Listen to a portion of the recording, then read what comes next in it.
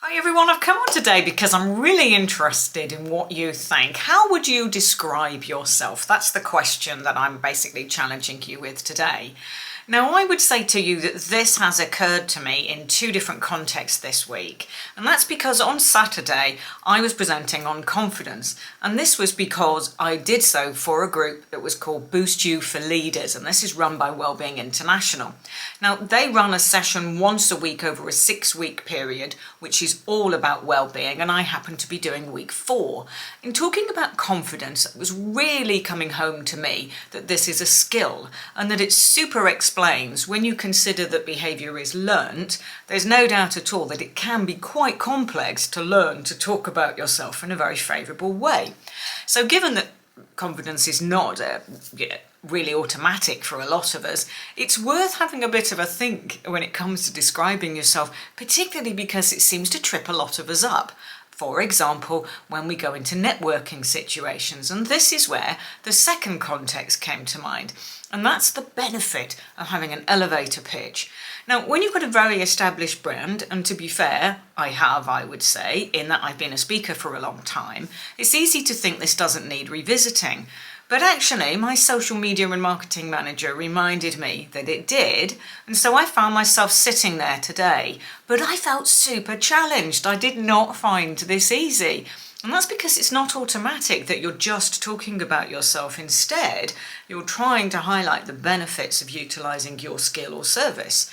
Now, there were 2 ways in which I could have supported myself with this, and I was reminded of that too. Number 1 is a really fabulous book. Now, this is by a man called Louis Grenier, and he wrote, forgive the title, it's called Stand the F Out.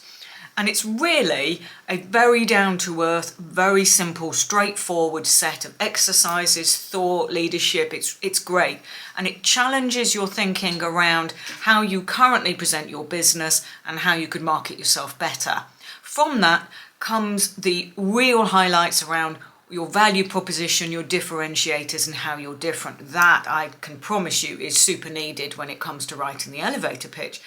And then the second is actually Zapier.com, which is where 11 such examples of elevator pitches can be found. And he does a fabulous job of breaking this down. Now, he talks first of all about finding the hook.